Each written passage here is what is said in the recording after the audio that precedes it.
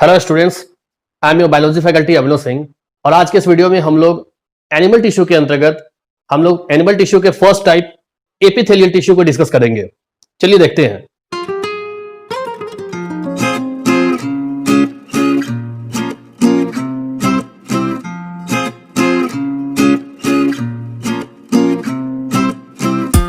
यहां पर हमने यहां पे हेडिंग भी लिख कर रखा हुआ है।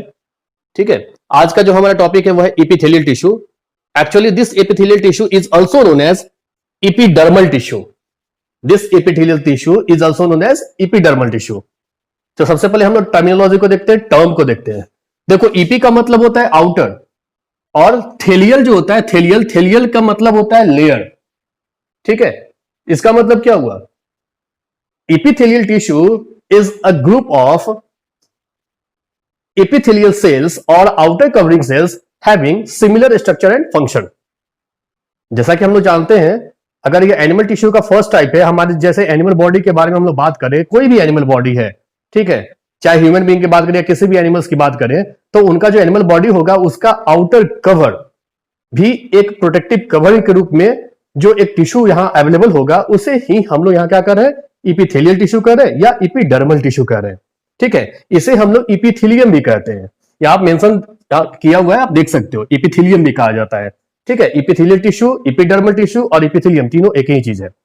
अब देखो, अगर हम इपिथेलियल टिश्यू का क्या इंपॉर्टेंस है, what is the importance of epithelial tissue in our body और in every kind of animals body. अगर हम इसकी बात करें कि इपिथेलियल टिश्यू आखिर करता क्या है हमारे बॉडी में, इसके क्या क्या फंक्शंस है, पहले हम फंक्शन के बारे में थोड़ा बात कर ले, आखिर ये इसके कौन कौन से कार्य हैं। तो देखो, इसके बहुत सारे विभिन्न कार्य हैं, जैसा कि ये आउटर कवरिंग सेल्स का यह कलेक्शन है। इसका मतलब ये सबसे पहला काम क्या करेगा? प्रोटेक्शन का काम करेगा। प्रोटेक्शन का काम करेगा ऑफ कोर्स, यानी जो भी हमारा एनिमल बॉडी है उस एनिमल बॉडी को ये प्रोटेक्ट करेगा। ठीक है, यहां तक कि एनिमल बॉडी के अंदर जो इंटरनल ऑर्गन्स हैं या वाइटल ऑर्गन्स हैं जो बहुत ही इंपॉर्टेंट हैं, उनको भी ये क्या करेगा? प्रोटेक्ट करेगा। चाहे कवरिंग के रूप में प्रोटेक्ट करेगा या फिर लाइनिंग के रूप में प्रोटेक्ट करेगा। देखो, अब कवरिंग का मतलब क्या है? कवरिंग का मतलब होता है ऊपर से, और लाइनिंग का मतलब होता है नीचे से। ठीक है, ऊपर का कवर, ऊपर से जो होगा वो कवरिंग कराएगा, और अंदर से जो एक प्रोटेक्टिव लेयर होगा उसे हम लोग लाइनिंग कहेंगे। तो ये कवरिंग और लाइनिंग दोनों रूप में ये एपिथेलियल टिश्यू यहां पर एनिमल बॉडी में ये अवेलेबल हो सकता है, जो बहुत ही ज्यादा इंपॉर्टेंट है। ठीक है, ये पहला फंक्शन हुआ, प्रोटेक्शन। ठीक है, दूसरा फंक्शन क्या है कि ये जो एपिथेलियल टिश्यू है, it helps in the exchange of gases। exchange of gases का मतलब क्या ये बहुत ही पोरस होता है क्या? नहीं, देखो, exchange of gases का मतलब ये नहीं कि पूरी तरीके से गैसेस एक्सचेंज खुद ही कर लेगा। नहीं, गैसेस एक्सचेंज में ये हेल्प करेगा। या फिर चूंकि आप स्किन के बारे में भी आप जानते ही हो, ठीक है, तो गैसेस एक्सचेंज में ये हेल्प करेगा। इसका मतलब क्या है? इसका मतलब है कि मेटेरियल्स का एक्सचेंज में भी ये मदद करेगा। कई सारे जो मटेरियल्स होंगे उनमें भी क्या करेगा? ये मदद करेगा। और क्या फंक्शन है? तो epithelial tissue also helps in the process of digestion and absorption. ये डाइजेशन और एब्जॉर्प्शन में भी कई सारा अलग अलग तरीके से हेल्प करता है। कैसे हेल्प करता है थोड़ी देर में हम लोग डिस्कस करेंगे। जब एक एक करके हम लोग क्लासिफिकेशन पढ़ेंगे तो ऑटोमेटिक हमको समझ में आ जाएगा। ठीक है, अब एपिथेलियल टिश्यू इसके अलावा और क्या काम करता है? तो epithelial tissue also helps in the role of hormone and enzymes. देखो, हार्मोन या एंजाइम्स जो स्पेसिफिक केमिकल्स होते हैं, उनके फंक्शन को भी मेंटेन रखने में एपिथेलियल टिश्यू का बहुत इंपॉर्टेंट रोल है। ठीक है, एपिथेलियल टिश्यू और क्या काम करता है? तो epithelial tissue increases the surface area for more absorption of digested food particles. जो भी फूड पार्टिकल्स है डाइजेस्टेड होंगे, उनके ज्यादा से ज्यादा डाइजेशन हो सके, इसके लिए वो सरफेस एरिया को क्या करेगा? ये इंक्रीज करेगा, बढ़ाएगा। ठीक है, it also helps in the respiratory mechanism. It also helps in the movement of ovum in fallopian tubes। ठीक है, आप ह्यूमन फीमेल रिप्रोडक्टिव सिस्टम जब पढ़ेंगे तो वहां फैलोपियन ट्यूब यानी ओविडक्ट के बारे में पढ़ेंगे। वहां पर ओवम यानी फीमेल गैमेट का मूवमेंट में भी क्या करता है? ये हेल्प करता है। ठीक है, तो इस तरह से देखो, एपिथेलियल टिश्यू जो है ना, बहुत ही इंपॉर्टेंट है, न सिर्फ एनिमल बॉडी के लिए बल्कि इसके अंदर में जो भी इंटरनल ऑर्गन्स है, चाहे डाइजेस्टिव ऑर्गन्स हो, रेस्पिरेटरी ऑर्गन्स हो, एक्सक्रीटरी ऑर्गन्स हो, या फिर कोई भी ऑर्गन सिस्टम अगर चल रहा है एनिमल बॉडी में, तो यह अपना इंपॉर्टेंस बनाकर रखेगा। ठीक है, अब हम थोड़ा एपिथेलियल टिश्यू के फंक्शन के बाद अब हम थोड़ा सा इसके स्ट्रक्चर को थोड़ा डिस्कस कर लेते हैं। देखो, इपिथेलियल टिश्यू के स्ट्रक्चर को डिस्कस करने के लिए हम लोग को अगर समझना है तो सीधा समझो कि इपिथेलियल टिश्यू में जो भी सेल्स होंगे वो कैसे होंगे, वो पॉलीगोनल होंगे, हेक्सागोनल होंगे या इरेगुलर होंगे, उनका कोई रेगुलर फिक्स्ड शेप नहीं होता है। ठीक है, इपिथेलियल टिश्यू जो होगा इसमें जो सेल्स होंगे, इपिथेलियल जो सेल्स होंगे या इपिडर्मल जो सेल्स होंगे, उनमें उन सारे सेल्स के बीच में कोई भी गैप, कोई भी स्पेस नहीं होगा। आप देख सकते हो एब्सेंस ऑफ इंटरसेलुलर स्पेस। ठीक है, उन सारे सेल्स के बीच में इंटरसेलुलर स्पेस नहीं होगा। इसका मतलब है कि वो एक्स्ट्रा सेलुलर जो मैट्रिक्स है, एक्स्ट्रा सेलुलर जो फ्लूइड है या इंटरसेलुलर जो फ्लूइड है वो वहां पर एब्सेंट होगा, नहीं पाया जाएगा। ठीक है, क्योंकि इसको कोई भी चीज को किसी भी मटेरियल को इसको स्टोर करके थोड़ी ना रखना है, इसको क्या करना है, तो इसको एक रिजिडिटी प्रोवाइड कराना है। ठीक है, इसको थोड़ा सा हार्डर होना है, इसके लिए इसमें आपस में अगर बीच में कोई गैप, अगर स्पेस ये छोड़ देगा तो क्या हो जाएगा, फ्लेक्सिबल हो जाएगा। ठीक है, तो फिर ये प्रोटेक्शन कैसे करेगा, इसीलिए ऐसा नहीं है।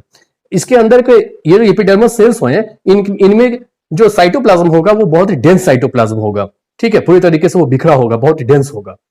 प्लस ये जो एपिडर्मल टिश्यूज हैं या एपिथेलियल टिश्यूज हैं, इनमें जो एपिथेलियल सेल्स हैं उनके अगर हम स्ट्रक्चर को अगर हम थोड़ा और अच्छे से समझने की कोशिश करेंगे तो हमें समझना होगा कि ये जो एपिथेलियम या एपिथेलियल टिश्यू है इसका क्लासिफिकेशन क्या है, इसका टाइप्स क्या है, इसके कौन कौन से टाइप्स है। तो देखो एपिथेलियल टिश्यू जो है ये दो तरह का होगा। ठीक है, एपिथेलियल टिश्यू में जो अगर epithelial cells single layered arrangement होगा, अगर एपिथेलियल टिश्यू में मौजूद जो भी एपिथेलियल सेल्स हैं अगर उनका अरेंजमेंट सिंगल लेयर्ड होगा तो इस तरीके के एपिथेलियल टिश्यू को हम क्या बोलेंगे, सिंपल एपिथेलियम। और अगर एपिथेलियल टिश्यू में मौजूद जो एपिथेलियल सेल्स हैं अगर उनका अरेंजमेंट सिंगल लेयर्ड ना होकर मल्टी लेयर्ड होगा, यानी एक दूसरे पर वो क्या होंगे, चढ़े हुए होंगे, क्वाइंसाइडेड होंगे, लेयर्ड होंगे। ठीक है, तो इस तरीके का एपिथेलियल टिश्यू या एपिथेलियम क्या कहलाएगा, कंपाउंड एपिथेलियम या स्ट्रेटिफाइड एपिथेलियम। ठीक है, अब सिंपल मतलब समझ में आ गया कि अच्छा ठीक है चलो सिंगल लेयर्ड होगा। ठीक है, ये कंपाउंड का मतलब समझ में आ गया, अच्छा ठीक है मल्टीपल लेयर्ड होगा। ठीक है, इसको समझने से पहले एक और चीज समझो, अगर जो सिंपल एपिथेलियम टिश्यू होगा वहां पर क्या होगा कि ये सिंपल एपिथेलियम टिश्यू जो कि सिंगल लेयर्ड है तो it is resting on a non cellular layer which is known as यहां पर मेंशन भी किया गया बेसमेंट मेम्ब्रेन। उसको हम क्या बोलेंगे, बेसमेंट मेम्ब्रेन। जैसे मान लो कि अगर एपिथेलियल टिश्यू है, अगर यह एपिथेलियल टिश्यू है, एपिथेलियल टिश्यू में ये जो एपिथेलियल सेल्स हैं तो नीचे से जो एक लेयर होगा, एक लाइनिंग है, यहां पर देख लो, यहां पर ड्रॉ करके भी मैंने दिखाया हुआ है, ये जो पतला सा जो लाइनिंग आपको जो दिख रहा है, जो इसको डार्कन किया गया है, ये क्या है, ये बेसमेंट मेम्ब्रेन है। बेसमेंट मेम्ब्रेन पर ही एपिथेलियल जो सेल्स हैं वो क्या होंगे, वो एस्टेब्लिश्ड होंगे, पोजीशनड होंगे, वहां पर लोकेटेड होंगे।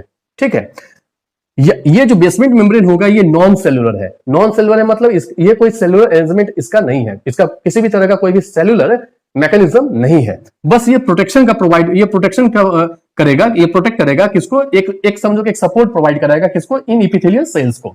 ठीक है, अगर ये सिंपल एपिथेलियम है तब बेसमेंट मेम्ब्रेन है, लेकिन अगर कंपाउंड एपिथेलियम है या स्ट्रेटिफाइड एपिथेलियम है तब वही बेसमेंट मेम्ब्रेन जो है और भी ज्यादा थिकर हो जाएगा और तब उसे हम क्या बोलेंगे, स्ट्रैटम जर्मिनेटिवम।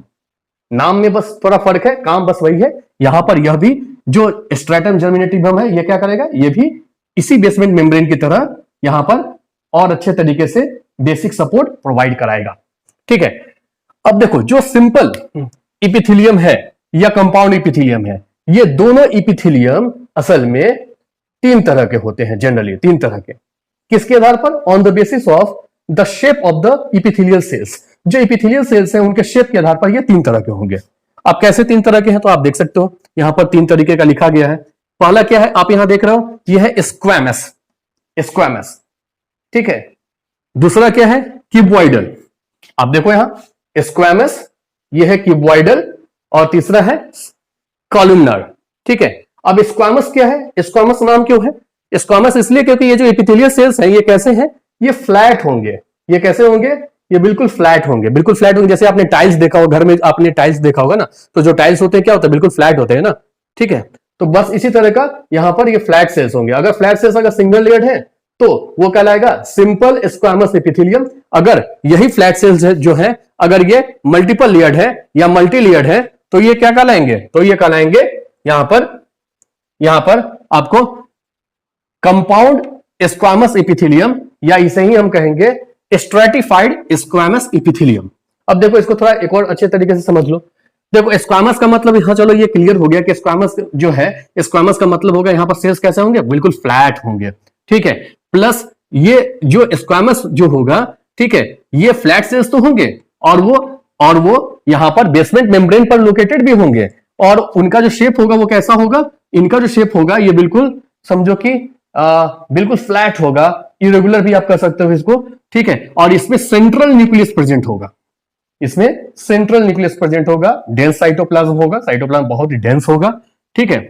और ये लोकेटेड कहां पर होंगे, असल में लोकेशन मेंशन भी किया गया है, क्या, माउथ कैविटी जो होता है, माउथ कैविटी जिसे हम बक्कल कैविटी भी कहते हैं, तो उस माउथ की बात करो, माउथ रीजन की बात करो, या जो हमारा एसोफेगस रीजन है, एसोफेगस यानी फूड पाइप वाला रीजन, या जो सिंपल सा समझो जो एलिमेंट्री कैनाल का रीजन है, एलिमेंट्री कैनाल में एसोफेगस और माउथ जो है वहां पर इनके लाइनिंग के रूप में जो इपिथेलियल टिश्यू प्रेजेंट होगा वो कैसा होगा, वो इसी तरह का होगा, सिंगल लेयर्ड होंगे, फ्लैट सेल्स होंगे, ठीक है, लोकेटेड और स्टेब्लिश्ड ऑन बेसमेंट मेम्ब्रेन होंगे, ठीक है, डेंस साइटोप्लाज्म होगा, सेंट्रल न्यूक्लियस होगा, और ये क्या कहलाएगा, ये सिंपल स्क्वैमस इपिथेलियम कहे जाएंगे। और यही जो मल्टी लेयर्ड आपको कहां पर मिलेगा, मल्टी लेयर्ड आपको फीमेल का जो वेजाइनल रीजन होता है वहां पर मल्टीपल लेयर्ड आपको ये प्रोटेक्शन मिलेंगे। देखोगे क्या, स्किन तो चूंकि एक्सटर्नल ऑर्गन है ना, एक्सटर्नल ऑर्गन है स्किन, तो उसको बहुत ही colder, extreme colder condition, extreme hotter condition, extreme rainy condition, हर कंडीशन को उसको झेलना होता है, इसलिए वहां पर मल्टीपल प्रोटेक्शन चाहिए ना। इसलिए ये कैसे होंगे, यहां पर इपिथेलियल सेल्स जो होंगे वो किस तरह से अरेंज होंगे, तो मल्टी लेयर्ड अरेंजमेंट होगा। इसलिए स्किन एंड वेजाइनल लाइनिंग्स और coverings, skin and vaginal coverings are examples of here compound और स्ट्रेटिफाइड इपिथेलियम, और वो भी कैसा, कंपाउंड और स्ट्रेटिफाइड स्क्वैमस इपिथेलियम। देखो कई हमारे बॉडी में एक कंफ्यूजन, और ये भी आप क्रिस्टल क्लियर कर लो, क्योंकि कई बच्चों के कंफ्यूजन भी रहता है, कई बार वो बुक में देखते हैं क्या है कि स्किन जो है, skin is also an example, skin का एग्जाम्पल जो है वो आपको सिंपल स्क्वैमस इपिथेलियम में भी मिल जाता है, तो आपको यहाँ पर घबराना नहीं है, क्योंकि हमारे बॉडी में कई सारे ऐसे ऑर्गन है जहां पर स्किन जो है वो समझो कि सिंगल लेयर्ड वहां पर अरेंजमेंट है, बहुत ही पतला होता है लेयर, ठीक है। तो वहां पर जहां पर जो, अब तुम अपने बॉडी के बारे में देखो, बॉडी में तुम्हारे कई सारे ऐसे ऑर्गन होंगे जहां पर स्किन जो होगा बहुत ही पतला लेयर होगा, और मैक्सिमम जगह पर क्या होगा, मल्टी लेयर्ड होगा।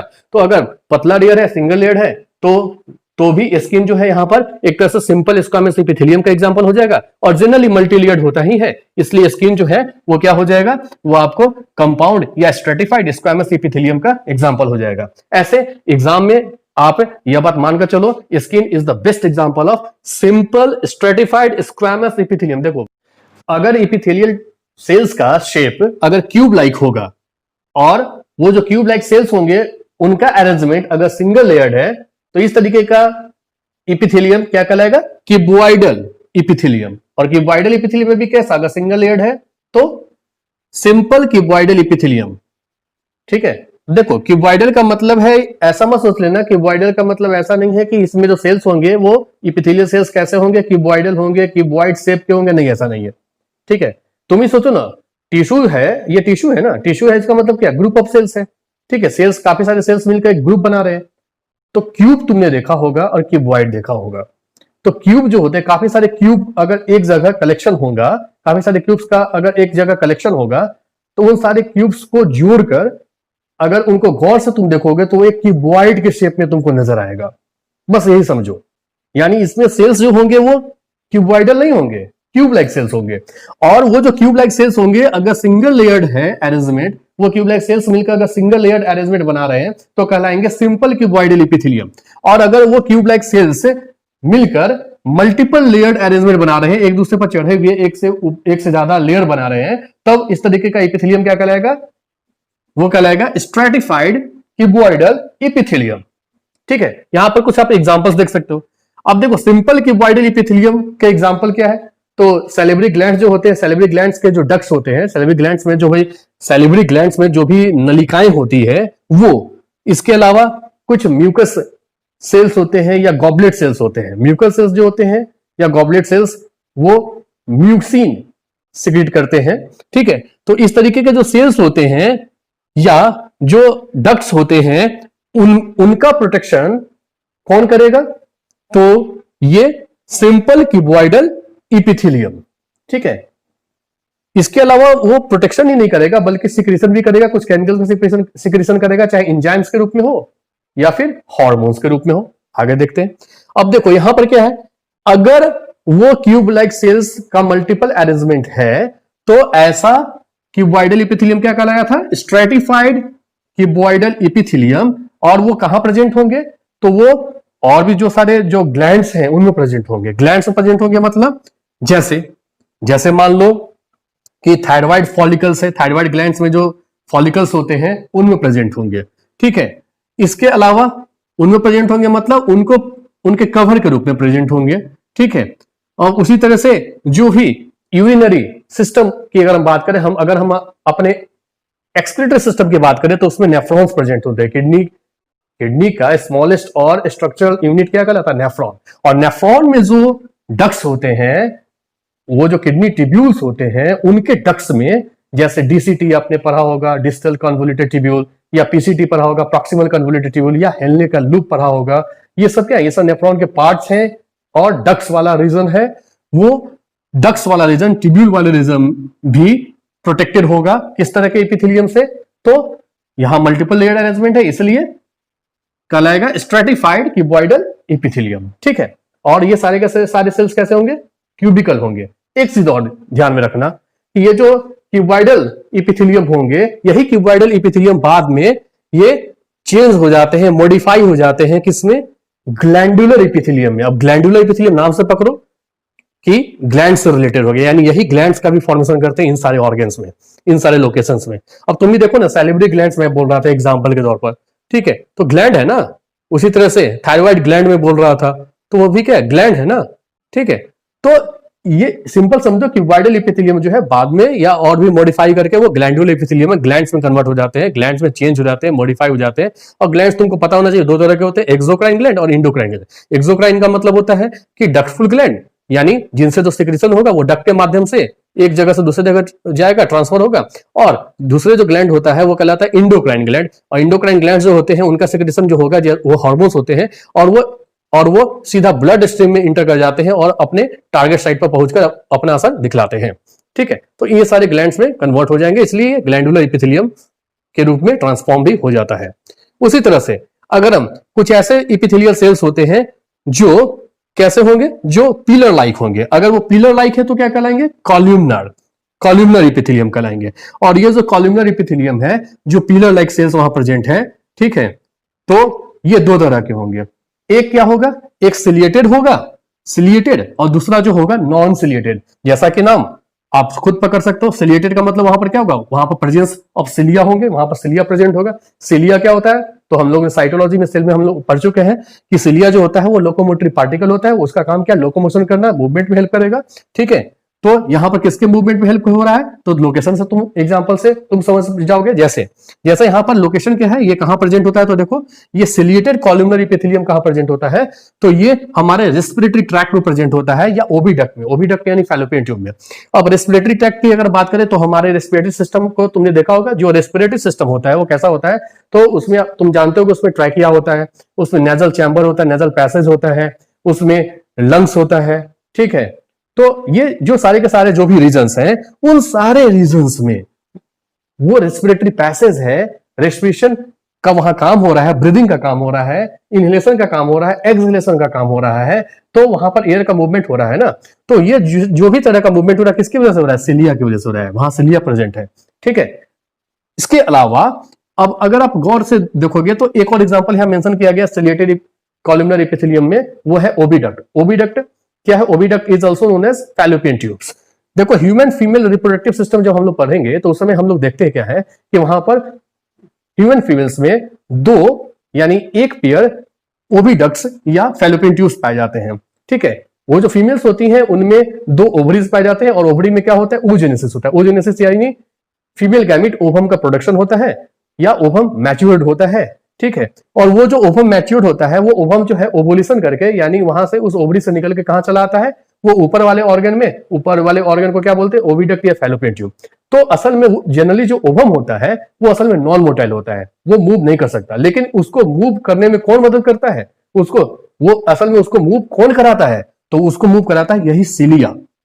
ठीक है। तो उस ओविडक्ट या फैलोपियन ट्यूब में यही सिलिया है जो कि ओवम के मूवमेंट के लिए या फीमेल गैमेट के मूवमेंट के लिए रिस्पॉन्सिबल होता है। तो इस तरीके से ओविडक्ट हो या रेस्पिरेटरी पैसेज और रेस्पिरेटरी ऑर्गन्स है, वहां पर क्या पाया जा रहा है, वहां पर चूंकि सिलिया पाया जा रहा है। और इस तरह के इपिथेलियम को क्या बोलेंगे, इस तरह के इपिथेलियम को बोलेंगे सिलिएटेड कॉलमनर इपिथेलियम, क्योंकि ये जो सेल्स होते हैं कैसे होंगे, पिलर लाइक होंगे, इसलिए कॉलमनर।